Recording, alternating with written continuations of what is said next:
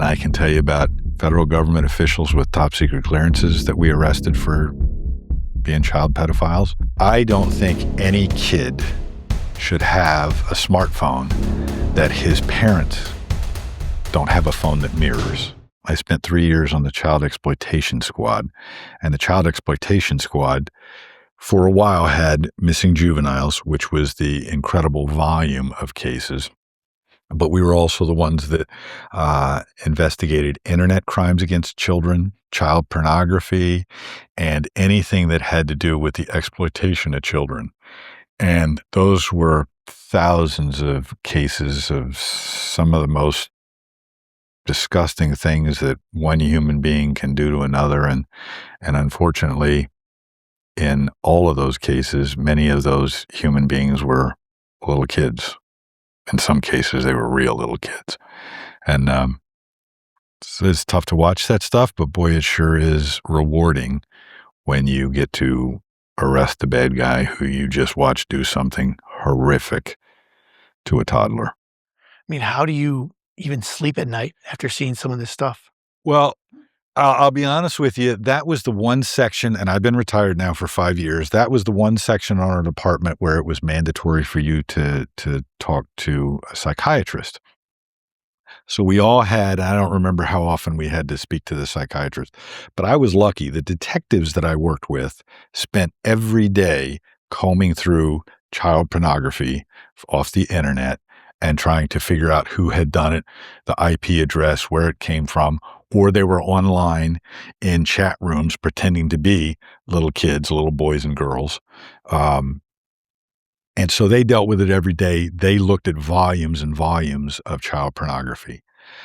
I would get cases, and there might be child pornography attached to it, but by the time it got to me, I didn't necessarily have to look at the pictures. I would assign the case. I'd read the case. I'd sign the case.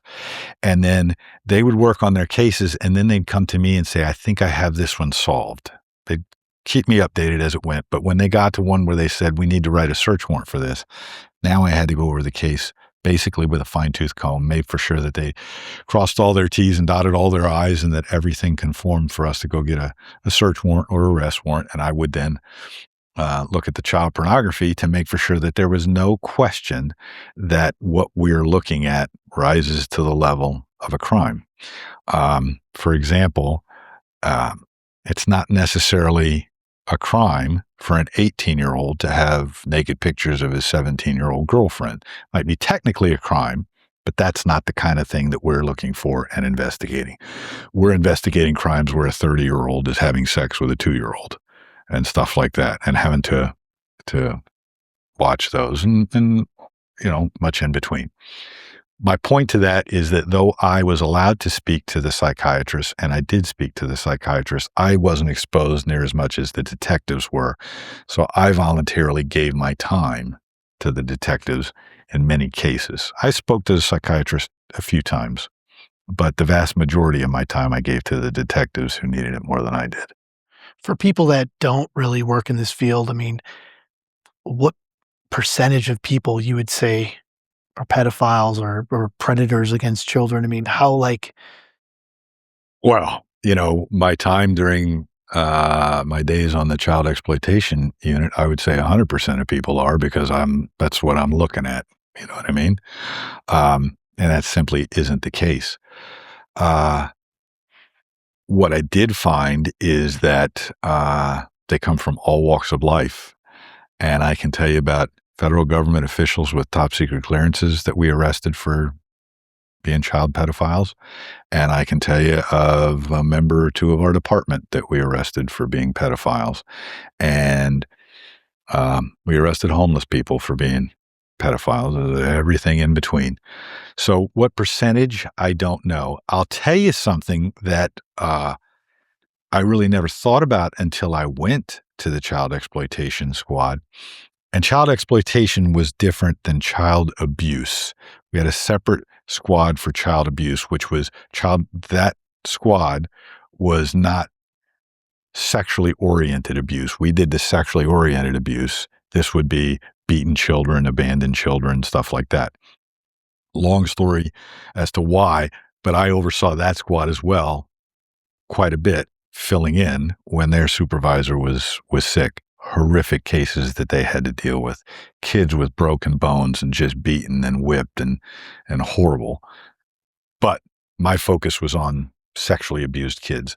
And the one thing that I found that really surprised me and I never thought about, and you guys asked me about how I treated my daughter versus how I treated my son. And something that dawned on me on that squad is that there were places that I would let my son go that I would have never dreamed I'd let my daughter go. I would never let my daughter go to an after-school private lesson for something by herself. Wouldn't dream of it. But parents let their sons go to private lessons, private, I don't know, trumpet, private, whatever it might be, and let the male teacher, you know, instruct them. You wouldn't let your daughter go with that guy, but you would let your son go with that guy. And lo and behold, there's a lot of boys that get abused under those circumstances because homosexual predators, male homosexual predators, what a perfect opportunity for them. Till I went into that arena, that didn't dawn on me. Why I would let my son go someplace I wouldn't let my daughter go. Do you think that these type of people put themselves in certain situations where they're Well, around kids and they're trusted within their community? Do you think a lot of times when it does come out, it's a huge surprise to people? so it is a huge surprise to people. With what I know through my career, I know that there are many times when a pedophile will gravitate to a profession or a career that gives them the opportunity to be exposed to what they're looking for and what they want to see. Could you give me an Um, example? um, teachers, uh, teachers are one of the biggest. Boy Scout leaders. Sadly, we had a detective from another department. We worked in conjunction with a lot of other departments and a lot of task forces dealing with child exploitation because child predators are on the internet and they don't know jurisdictional boundaries. And lo and behold, one of the police officers on one of the other departments, he found his way into child exploitation so that he could look at the things that he was attracted to. And he wound up, he wound up committing suicide. So I don't think, ever made it to court. Do you think the laws are tough enough on pedophiles, or you think they get out easy, slap on the wrist? I mean, what are your opinions on that? Well, my opinion is, I hate to make a blanket statement, but with some of the things I saw, there are some people who should never see the light of day again. So in that sense, I do think that the law is a little light on them, even though they get substantial prison sentences. A lot of these people, I don't think, you know, can be corrected, can be reformed. I think, you know what, you've done that once in your life. You'll never stop wanting to do that. You need to just be put away. Do you see repeat offenders? I can't think of any that come to mind, but I can promise you that there were. But I off the top of my head, I can't think of one that I had to deal with. I'm sure there were. Now, is it true when these type of people pedophiles go to prison, they're not treated nice, or other prisoners are going to? I I have heard that. I don't know. I believe it to be true, but I have spent I have had to go into prisons to do police work. I've had to go into maximum security prisons to do police work. But I got to admit, I have not been in the prison environment long enough or enough to be able to say firsthand that they are. I'm told that they are, and I believe it to be true. What else do you think could be done to stop this type of behavior? Um, Stricter laws, So, more awareness? I mean, what? first of all, I think awareness is number one. Two, I think, and Lord knows a lot of the internet providers try to do it, but we've got to limit what we expose our kids to. And I'm not just talking about the porno that the kids get to watch, but the chat rooms and the places and the ways that predators can contact kids. I don't think any kid should have a smartphone that his parents don't have a phone that mirrors. Granted, there's ways around that, but I think a parent should be able to look, push a button and look and go, oh, that's what my kid is doing online right now at this very moment live, and should be able to put an end to it. And it's more than just filtering. You can put up filters. Kids are smart. They'll defeat filters. They can do other things. You need to know what your kid's doing online. And, I grew up in the age where I was sent out the door and told, be back at dinner time or be back when the street lights come on. And I wound up fine. I look back now, I did not treat my kids that way. And I'm lucky nothing bad happened to me. Got a few stitches in my head from things that happened, but for the most part, I did fine. And I did not raise my kids that way. But I also, like I told you earlier, I still had to give my kids enough freedom that they had to go out and learn and play and have fun. I didn't want my kids to hate me because I was cruel. But parents have to be involved in their kids' lives. They have to teach their kids right, wrong, just say no, all of those kind of things. What do you think about the internet? How that has made predators more able to reach But children and victims and stuff like this? the internet is a double-edged sword. And one way, it's a wonderful thing. The internet helps us find missing kids, what we can do tracking cell phones, what we can do tracking social media, what we can do solving cases. It's amazing. Conversely, it's the devil's playground. And the internet, I'm not even talking about the dark web. The internet, you can Google just about anything you want, and you know what? You're going to find it. And kids will find it. And it can be a horrible, horrible place. And it's a place where you can not be yourself, and you can be anonymous, and you can contact people. They don't know who you are. You don't know who they are. But do you think predators are it's easier for them to locate victims with the internet? 1,000% They it's can easier. They don't have to drive around the playground in a white nondescript van and offer kids candy anymore. They can do that digitally on the internet and never leave their house until they're actually ready to go meet the kid. And when they go meet the kid, it is so cool to watch a predator pull up. You give them specific instructions as the kid, and you watch them follow those specific instructions. So you've done stings with doing Oh, this, just my like God. To Catch a Predator. I mean, you've done many of these, Oh, hundreds of them, hundreds of and them. you just walk me through it. Well, I'll tell you. So I would assign a case. A case would come in to us in various ways. I would assign a case to a detective, and the detective would then go online, set up a profile. Actually, let me tell you a different way. Let's cut right there. Yep. We'll pick up. Okay. The detectives would sit at their computers, and they would be online with a false identity, pretending to be a little girl or a little boy. And they would go into these chat rooms. And we have specific rules about what they're allowed to say to start a conversation and what they're not allowed to say to start a conversation.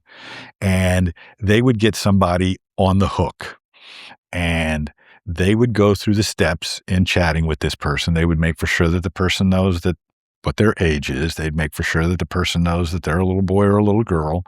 And then they would get into specifics, and they would try to be innocent, and they would get the person that's on the hook to then be specific. Well, what is it you want me to do? I'm not sure my mom and dad are going to be, oh, your mom and dad will be fine with it, and blah, blah, blah. And we would watch this pedophile talk to, convince, and electronically groom the kid. We had pedophiles who groom kids in other ways, but they would convince the kid, "Let's meet for sex."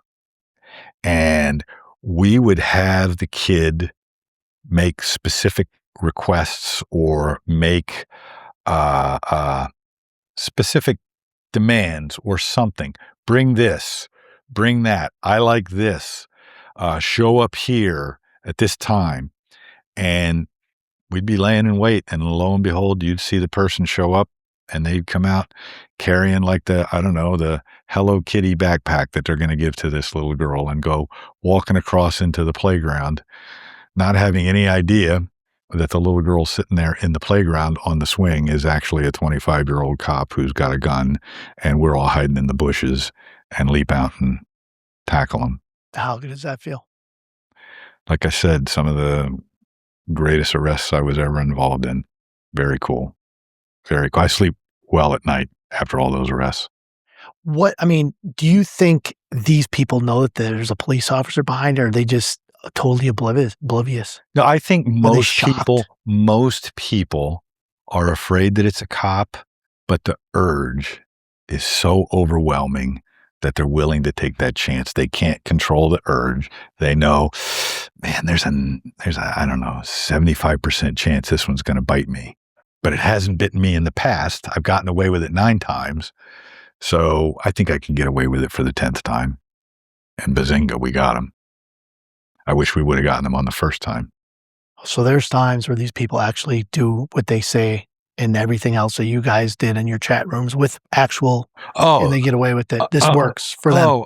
I'm sure, because then we get the other cases where the parents find out that their kid has been abused, or pictures show up, or whatever. We get these cases from all different directions. As a matter of fact, I forget the terms. I've been out of it too long, but internet providers would have software that would flag too much skin tone in a photo going across the internet. So they would have somebody physically look at the picture on the internet and go, "Ooh, that's child porn. And it came from this IP address, which is registered to this house." And so they would notify us. And we would then create a case and we would investigate it through that IP address and do what we do. And lo and behold, we would serve a search warrant, go in, seize the person's computer, figure out who the person was, arrest them through their browser history and everything we'd find, or through photographs on their phone or whatever. We'd find that they'd been doing this to other kids and they just now got caught. Our department also was, and I don't think this is the right term for it, like I said, it's been gone too long, but we were kind of a clearinghouse since we're so close to Washington, D.C., that a lot of federal agencies would give their employees polygraphs after they came back from overseas assignments. And on those polygraphs, the person would tell the truth and they'd say, well, I had done blah, blah, blah. And the case would come to us as a clearinghouse, and we would look into it and say, okay, this actually happened in London, or this actually happened in Indianapolis, Indiana, or this happened. And some of them happened in Fairfax County, Virginia. And if they happened in Fairfax County, Virginia, because we're so close to the federal government, we got plenty of them. And so we would investigate those. And we would get involved in it. And lo and behold, we'd find out that not only had they done that one, they'd done others. Rarely did we catch a pedophile probably on their first, try at doing something. So this is repeat offending, and it's repeat offending, but I don't know. It's not repeat offending after they've been convicted. I'm sure we did. I don't remember any where they were already convicted once, but most of the pedophiles, they were probably being pedophiles when they were little kids. They were touching their best friend's little brother or sister way back in the day. Starts there. It's just a pattern that keeps continuing. Yeah. And you think some of them get better at it in regards to not getting caught? Oh, 100%. And some of them, like I said, some of them are wise. They're like, this could be a cop. We had a government official. I was very proud of the female detective who got this guy on the hook, and he bit, but she wanted him to come across the river, come across the Potomac River into Fairfax so that we could lock him up. And she did everything she could, and he just wouldn't do it. He wouldn't do it. He wouldn't do it. He thought he was immune on the DC side of the Potomac River. So she tried and tried. He wouldn't bite, but he'd already committed a crime. We already had him. So she went and got a warrant. We hooked up with the DC police, and we went and locked him up. And lo and behold, he was a big-time federal government official with a top-secret clearance. And when we lock up government officials, we have to notify their federal agency. And I'll never forget when I called up, I said, we've locked up so-and-so for this and that. And they said, oh, so-and-so, all right, hang on. Transfer me to another name. Person came on. I said, hey, we've locked up so-and-so. They go, oh, you did? All right, well, hold on. Transferred me to another one. Then I wound up on a conference call. And then I said, all right, well, that's it. And they said, okay, we'll notify the secretary. And I said, why are you going to notify the secretary that we've locked him up? And he says, no. We're going to notify the secretary. This is a presidential appointee. And You can't say his name. I shouldn't. He's been convicted, but I shouldn't. Okay. So any other situations where you were getting a pedophile and just shocked you, the person or the situation? Oh my goodness. I'll tell you, I will go into this one a little bit. So this group of detectives that did child exploitation were some of the most hard-nosed, dog on a bone, won't let it go, just diligent cops that there are. And they worked at 100 miles an hour. And one of my jobs was to kind of rein them in sometimes. Dude, slow down. We got to make for sure that we're not messing something up. Okay? So one of the detectives, great guy, gets this pedophile, and he's on the hook, and he commits the crime. And the detective says, all right, we got him. I know who he is. I know where he lives. We're going to serve a search warrant, and we're going to serve an arrest warrant. We're going to lock him up. So he comes to me. I review what we need to do for the search warrant. And I was high enough rank that I supervised detectives, but for a search warrant operation where we're going to go kick in a door and point guns and all that, I had to get my boss's review on it, okay? So I take this search warrant operations plan up to my boss. I'm sitting in his office. Funny story. I was a gang unit supervisor years before, and we're sitting in my previous gang unit office. So now I'm sitting on the other side of my desk, which was odd. But we're going over this, and I hear psst, psst. And I look out the door, and one of the detectives is hiding from my boss, looking at me going, so I don't know what the problem is. I don't want to say it to my boss, but I go, hey, listen, you take a look at that. I forgot I got to make a couple of phone calls. I'll be back. He says, okay. So I get up, I leave.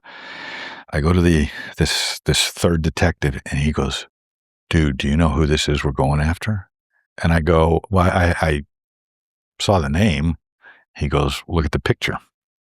And he holds up the picture, and we're on the, I think, 9th floor of headquarters.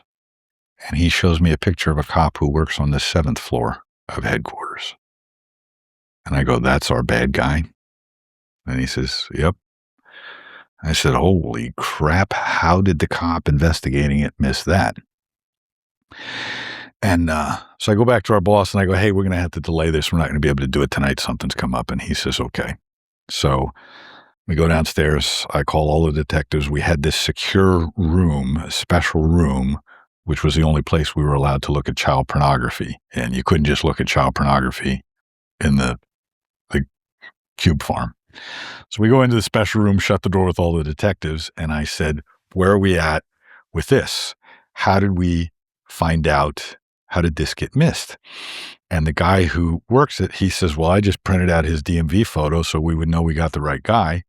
I don't recognize him, but the woman sitting next to me, he says, look at this pervert, and shows it to this female detective. And the female detective goes, holy crap, that's from the Public Information Office,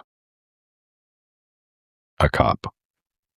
And so I said, all right, we're going to stop. Now, the good thing out of this is that before we would have ever gotten to the search warrant, I would have read the search warrant affidavit and all that kind of stuff. I hope I would have caught it when it got to me, but it hadn't gotten to me to that point yet. I hope I would have caught it. So we delay it. And I told them in the room, I said, before we ruin this guy's career, because I can tell you some stories about a couple of careers we ruined through allegations, I said, I'm going to take the female cop that recognized him. I said, I'm going to make you leave the room in a second. I'm going to make these other cops are going to reinvestigate absolutely every fact of this case. They're going to go over it again with a fine-tooth comb over the next 24 hours. And then 24 hours from now, when they're done, I'm going to give the entire case to you, and you're going to review it and make for sure that no steps have been missed and we haven't forgotten anything. And if we get to that, that's when I'm going to go upstairs and pull the trigger and say, we're going to go lock up a cop. So we did that. And we did. And we locked him up. The way we locked him up is we got internal affairs involved, and we had internal affairs call him before he came to work and said, hey, we got to ask you, there's a citizen complaint. You're not involved in it, but you may have overheard something. We want to interview you. Come up to IA. When cops go up to IA, we have to lock our guns in a gun locker. So they brought him up to IA, had him lock his gun in a gun locker, brought him into the conference room and said, we lied to you. You're under arrest, and cops are serving a search warrant at your house right now for child pornography. Was he a pedophile, or was he possession of child pornography? So, if I remember right, it was a little bit of both, in that I don't think he had touched any little boys. I think he liked, if I remember right, one of the things he liked was doing things on camera and having little boys watch him. And that what the evidence was the stuff that you guys got online on his computer, and it was him in those videos? Yeah. Jesus. Why do you think these people put it on evidence out there on, Just don't think they're going to get caught, And now I tell you that we did thousands they're of looking cases. at years in prison. They still want to record it. Yeah, it's a keepsake, It's like rapists, serial killers.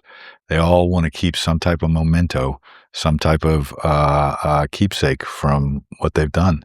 And in many, many cases, they do. And out of that case with that officer, that's many years ago now. I wish I could tell you, I wish I could remember exactly what he had done, but there have been too much water under the proverbial bridge in too many cases and child pornography cases that I've seen since then. But yeah, he was arrested and convicted.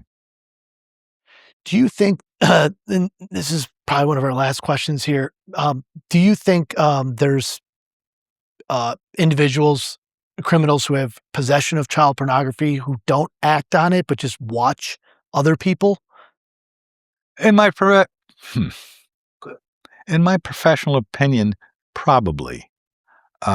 We charged a lot of people with possession of child pornography that we had no evidence that they'd actually physically done anything to anybody. They just liked looking at it. Did they do things to little kids? Maybe they did, and we just never found evidence of it. Maybe they hadn't yet, and we locked them up for the child pornography before they evolved or devolved into actually physically touching little kids. I don't know.